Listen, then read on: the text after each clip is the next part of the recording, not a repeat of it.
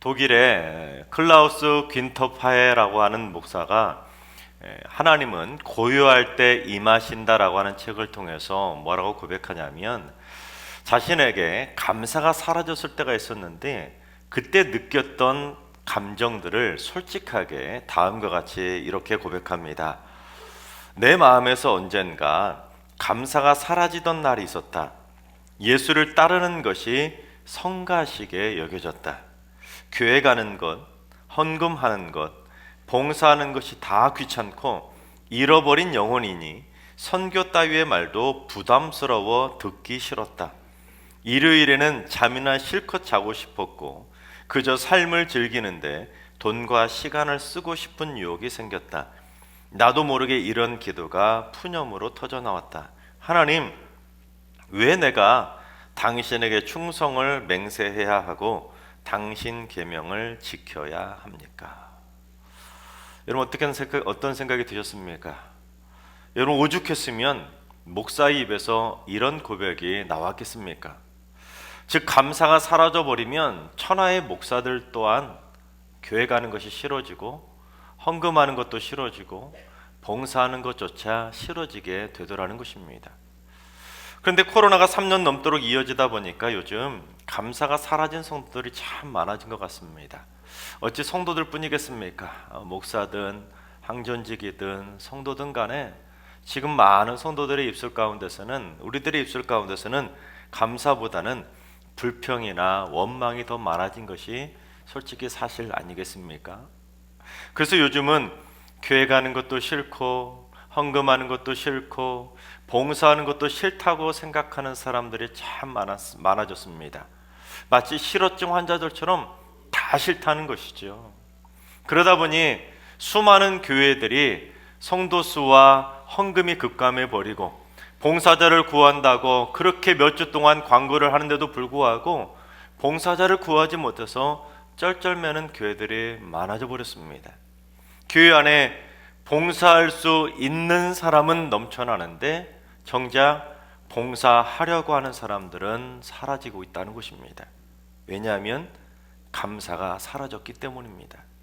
감사가 사라질 때 나타나는 분명한 현상은 바로 교회 가는 것도 중단되고 헌금 드리는 것도 중단되고 봉사하는 것도 중단되고 만다는 것입니다.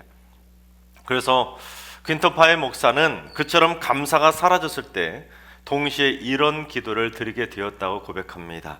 예수님, 저는 주님 없이는 살 수 없어요. 제 영혼의 주님을 향한 감사를 회복시켜 주세요. 주님을 제 인생의 주인으로 모시고 모든 것에 주님께 감사할 수 있도록 도와주세요. 제가 주님을 찬양하기 원합니다. 그렇습니다. 이 코로나 시국에 우리가 어서 빨리 회복해야 될 것은 바로 감사라는 것입니다. 바라옵기는 우리 모두 하나님께서 베푸르신 그 모든 은혜가 너무너무 감사해서 교회 가는 것도 즐겁고 하나님께 헌금 드리는 것도 전혀 아깝지 않고 하나님을 위해서 봉사하는 것, 땀 흘리며 헌신하고 수고하는 것이 기쁘고 행복해지게 되시기를 주님의 이름으로 축원합니다. 오늘 말씀에도 감사가 사라져버린 9명과 감사가 넘쳐난 1명이 극과 극으로 대비되는 것을 보게 됩니다. 먼저 예수님께서 어떤 한 마을에 들어가시자 나병 환자 10명을 만나게 되지 않습니까? 그런데 당시 나병 환자들은 일반 사람들하고 같이 어울려서 마을에서 함께 살지 못하고 성 밖으로 추방당하듯이 성 밖 외딴 곳에서 자기들끼리 외롭게 살아야 됐습니다.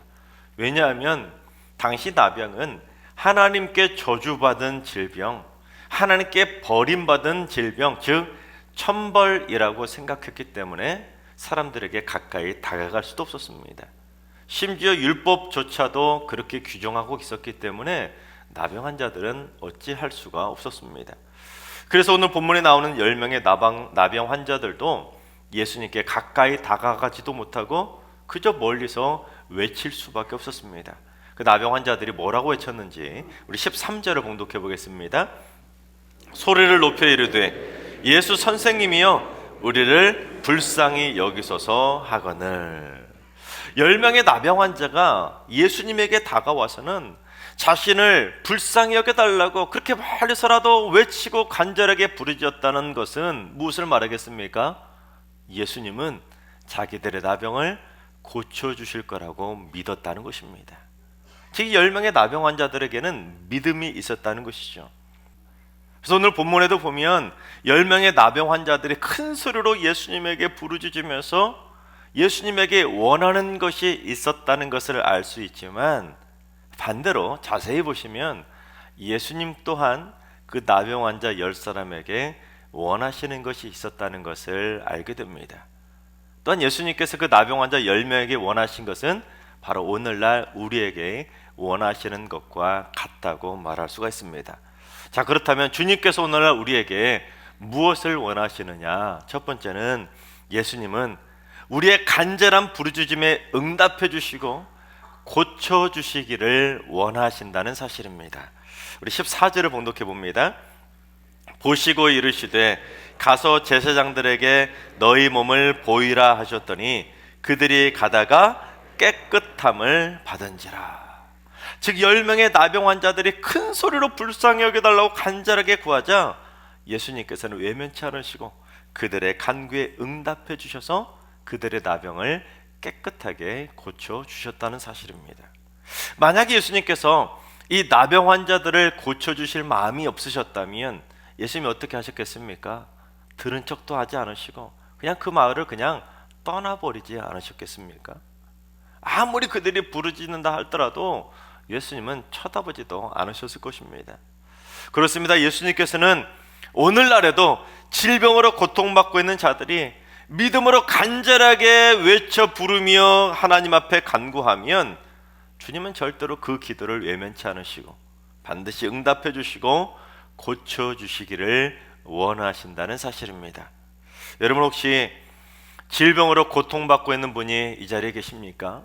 그렇다면 불쌍히 여겨달라고, 고쳐달라고, 회복시켜달라고 주님께 간절하게 부르짖어 기도해 보시기 바랍니다. 그러면 주님께서 여러분의 간구에 반드시 응답해 주시고 고쳐주시고 회복시켜 주실 줄로 믿습니다. 두 번째, 주님은 우리에게 순종을 원하십니다. 여러분 조금 전에 봉독한 14절을 자세히 보시면 예수님께서는 나병 환자들을 고쳐주시려고 자신의 몸으로 직접 무언가 행동으로 해주신 것은 하나도 없다는 것을 보게 됩니다. 예수님께서 나병 환자들에게 이리 와보라고 하고는 그들에게 손을 얹어서 안수 기도를 해주신 것이 아니라, 또는 그냥 멀리서라도 예수님께서 나병 환자들을 위해서 기도를 해주신 것도 아니었습니다. 딱 하나 있었죠. 그들에게 그냥 제사장들에게 가서 자신들의 몸을 보여주라고만 말씀하셨습니다. 이는 마치 어떠한 상황과 비슷하냐면 나병에 걸렸던 나만 장군이 엘리사를 찾아가지 않습니까? 엘리사 선지자를 찾아갔는데 엘리사 선지자는 이 나만 장군이 왔음에도 불구하고 문 밖에 나서지도 않습니다. 아예 쳐다도 보지 않고는 그저 종을 통해서 이 나만 장군에게 요단강에 가서 7번 몸을 씻으라고 그저 전달만 해줬습니다. 아무런 행동도 하지 않았습니다. 그러자 나만 장군이 어떻게 합니까? 막 화를 내며 분노하지 않습니까? 아니 내가 왔으면 적어도 집에서 나와서 하나님의 이름을 부르든지 아니면 손을 얹어서라도 뭔가 좀 나는게 하는 행동이라도 보여줘야 되는데 어떻게 무슨 요단강에 가서 7번 몸을 씻으라고 하냐고 막 화를 내면서 분노하지 않습니까? 마찬가지로 지금 10명의 나병 환자들도 비슷한 상황인 것입니다. 큰맘 먹고 예수님에게 다가와서 자기들을 불쌍히 해달라고 고라고라 소리를 지르면서 간절하게 외쳤음에도 불구하고 예수님은 다가오시지도 않았습니다. 안수기도 해주신 것도 아닙니다. 그들을 위해서 기도해 주신 것도 아닙니다. 그냥 제사장들에게 가서 몸을 보이라고만 하니 여러분 나만 장군처럼 화가 나고 분노할 만한 상황 아니겠습니까? 왜 우리를 무시하냐고 화를 낼 만한 상황입니다. 하지만 10명의 나병 환자들이 어떻게 행동합니까? 화를 냈나요? 분노했습니까? 아닙니다. 단 한 명도 화를 내거나 불평하지 않고 예수님의 말씀에 그대로 순종해서 제사장들에게 자신들의 몸을 보이러 갔습니다. 그랬더니 어떻게 되었습니까? 제사장들에게 몸을 보이러 가다가, 즉 가는 도중에 자신들의 몸이 깨끗하게 고침을 받게 되었던 것입니다.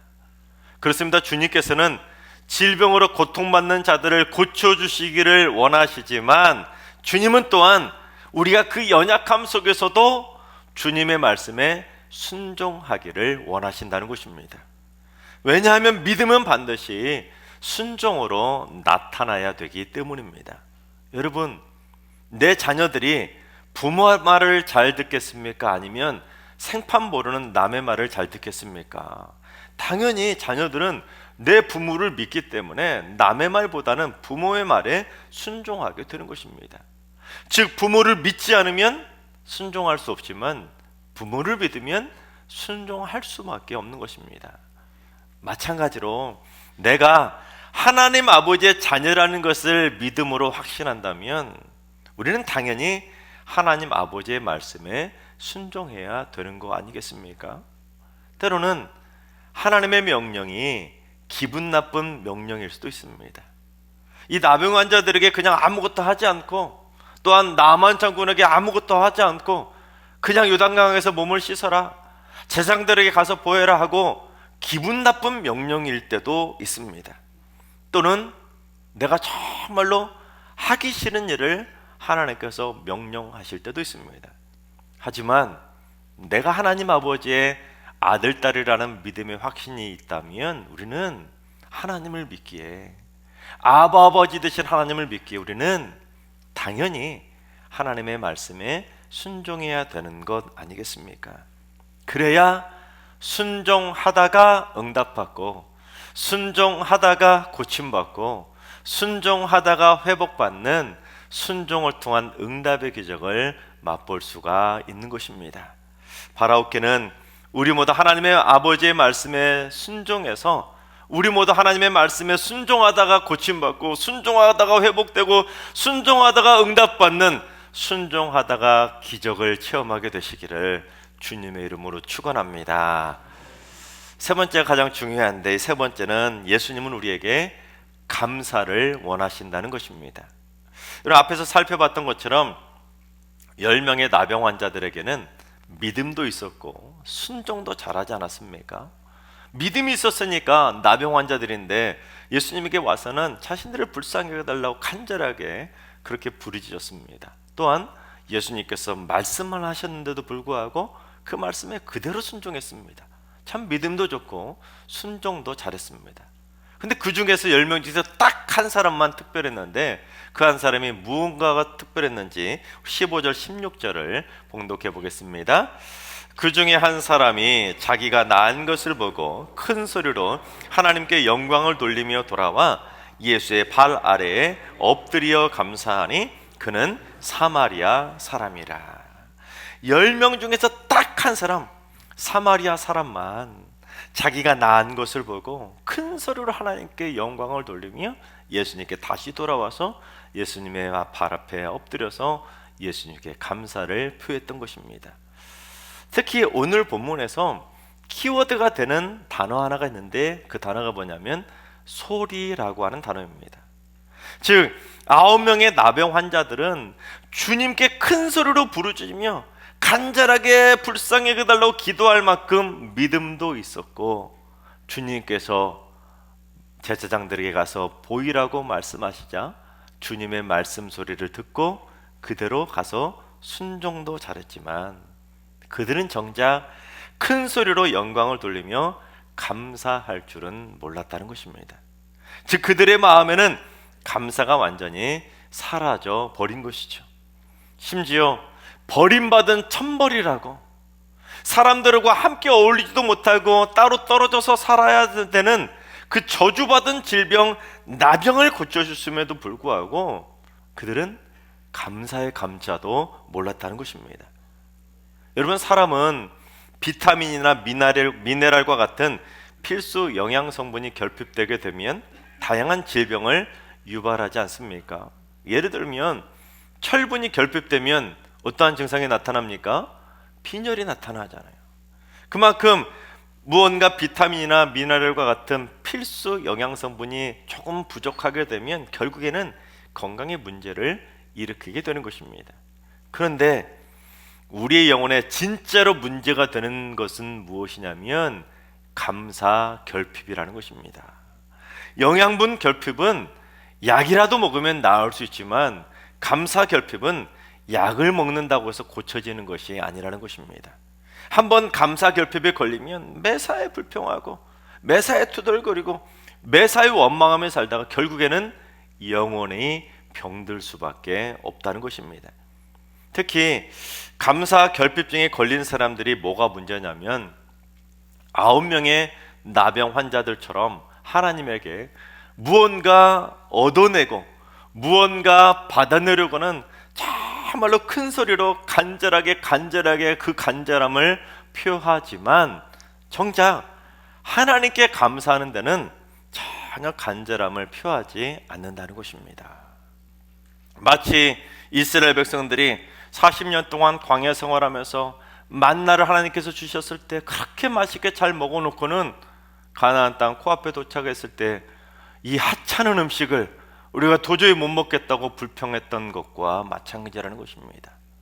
우리 하나님께서 은혜를 베풀어 주시면, 하나님께서 축복을 베풀어 주시면 받아 먹을 때는, 챙겨 먹을 때는 그렇게 잘 받아 먹고는 정작 하나님께 감사할 때는 전혀 모른 척할 때가 많다는 것입니다. 은혜 아니면 살아갈 수 없다고 찬양을 부르며 그렇게 감격해하지만 정작 내가 받은 은혜에 감사를 표하는 데는 너무도 인색하다는 사실입니다. 하지만 예수님께서 뭐라고 말씀하셨는지 우리 17절과 18절을 봉독해 봅니다. 예수께서 대답하여 이르시되 10사람이 다 깨끗함을 받지 아니하였느냐? 그 아홉은 어디 있느냐? 이 이방인 외에는 하나님께 영광을 돌리러 돌아온 자가 없느냐 하시고, 10사람이 전부 다 깨끗함을 받았는데 9명은 어디 가고 어떻게 이방인 하나만 하나님께 영광을 돌리러 돌아왔냐고 그렇게 화를 내신 것입니다. 어떻게 유대인이 이방인보다도 감사할 줄 모르냐고 화를 내신 것입니다. 쉽게 말해 하나님을 아는 믿음의 자녀들이 어떻게 하나님도 모르는 세상 사람들보다 어떻게 더 감사할 줄 모르냐고 예수님이 지금 화를 내고 계신 겁니다. 여러분, 예수님께서 이렇게까지 화를 내며 반응하셨다는 것은 뭘 말하겠습니까? 예수님께서 나병 환자 10사람을 고쳐주시면 이 나병 환자 10사람이 다시 돌아와서는 예수님께 감사하다고 감사를 표하는 것을 원하셨다는 것입니다. 하지만 9명은 돌아오지 않고 딱 1명, 이방인 취급을 받았던 사마리아인만 돌아와서 감사를 표했던 것입니다. 그렇습니다. 주님은 우리에게 수없이 많은 은혜를 베풀어 주고 계시는데 올 한 해도 벌써 엄청나게 많은 은혜를 우리에게 한량없이 쏟아 부어 주셨는데 우리들은 어떻습니까? 그저 은혜를 받기만 하고 모른 척 입을 딱 씻어버릴 때가 얼마나 많은지 모릅니다.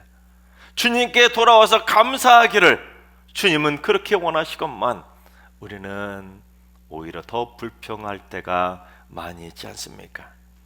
만약에 우리가 은혜를 받을 줄만 알고 감사할 줄 모른다면 아무개는 어디 있느냐? 우리는 그 말을 들을 수밖에 없다는 것입니다. 그러나 우리가 받은 은혜에 감사를 하면 보너스의 축복까지 받게 되는 것입니다. 즉 주님께 돌아와 감사를 드린 이 나병 환자에게만 주님은 특별한 보너스의 선물을 주셨습니다. 그게 무엇인지 우리 19절 말씀을 봉독해 봅니다. 그에게 이르시되 일어나 가라, 내 믿음이 너를 구원하였느니라 하시더라. 9명의 나병 환자들은 감사가 없는 믿음이었지만 이 1명의 나병 환자는 감사가 있는 믿음이었기 때문에 최후의 결과가 완전하게 달랐다는 것입니다. 9명의 믿음은 그저 육신의 질병만 고침받는 것으로 끝이 났지만 감사를 드린 1명의 믿음은 육신의 질병만 고침받는 것으로 끝나는 것이 아니라 영혼의 질병까지 고침받고 구원에까지 이르게 되었다는 것입니다. 그렇습니다. 주님께서는 10명의 나병 환자 이야기를 통해서 무엇을 말씀하시고자 하시냐면, 믿음이라는 것은 순종으로만 표현되는 것으로 그칠 것이 아니라 반드시 감사로까지 이어져야 된다는 것을 강조하고 계신 것입니다. 그러니까 믿음의 완성은 곧 순종이자 감사까지 나아가야 된다는 것입니다. 따라서 내가 믿음도 좋고 하나님의 말씀에 순종도 잘하는데 정작 하나님께 감사하지 못하고 있는지 우리의 마음 자세를 한번 점검할 필요가 있다는 것입니다. 우리가 설교 전에 불렀던 찬송가 444장은 한경직 목사님께서 작사하신 곡인데, 계속해서 반복되는 구절이 뭐냐면 내게 주신 은혜를 무엇으로 보답할까입니다. 마찬가지입니다. 우리는 하나님께 날마다 수많은 은혜를 받고 있기 때문에 우리 또한 하나님께 무엇으로 받은 은혜를 보답할 수 있을까? 그 한량없는 은혜를 무슨 길로 갚을 것인가, 그것을 고민하며 살아가야 된다는 것입니다. 그래서 스펄전 목사도 감사에 대해 이렇게 말했습니다. 촛불을 보고 감사하는 사람에게는 하나님께서 전등불을 주시고, 전등불을 보고 감사하는 사람에게는 하나님께서 달빛을 주시고, 달빛을 보고 감사하는 사람에게는 하나님께서 햇빛을 주시고, 햇빛을 보고 감사하는 사람에게는 하나님께서 촛불도 전등불도 달빛도 햇빛도 필요 없는 영원한 천국을 주신다. 즉 작은 것에도 감사할 줄 아는 사람에게는 하나님께서 더 큰 축복을 내려주신다는 것입니다. 여러분, 하다못해 인간도 부모가 뭘 줬을 때 감사하는 자녀에게 더 주고 싶은 것이 부모의 마음 아닙니까? 감사하는 자녀를 더 이뻐하는 것은 부모의 당연한 마음입니다. 그러니까 감사는 마치 벽에다가 공을 던지는 것과 마찬가지입니다. 내가 벽을 향해 공을 살살 던지면 그 공도 살살 나에게 돌아오지만, 벽을 향해 내가 공을 세게 던지면 그 공도 나에게 세게 다시 돌아오지 않습니까? 마찬가지로 우리도 하나님께 받은 복에 감사해서 하나님께 세게 감사를 올려드리면 하나님도 우리에게 세게 복을 내려주신다는 사실입니다. 그게 바로 감사의 법칙 아니겠습니까? 하나님께서 사랑하시는 여러분, 하나님 아버지께 간절히 부르짖어 구함으로 말미암아 우리 모두 바라는 모든 것들이 다 응답받고 고침받고 전부 다 회복될 수 있기를 바랍니다.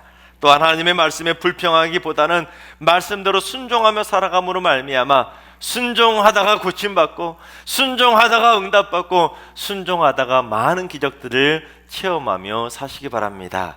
그리고 무엇보다 한량없는 은혜를 받고도 감사하지 못해서 아무개는 은혜를 받고도 어디 있느냐, 그런 소리를 듣는 것이 아니라 우리 모두 하나님 아버지께 진심으로 감사함으로 말미암아 하나님의 더 크고 놀라운 복의 복을 받아 누리며 감사를 통해 믿음을 완성시키며 살아가시기를 주님의 이름으로 축원합니다.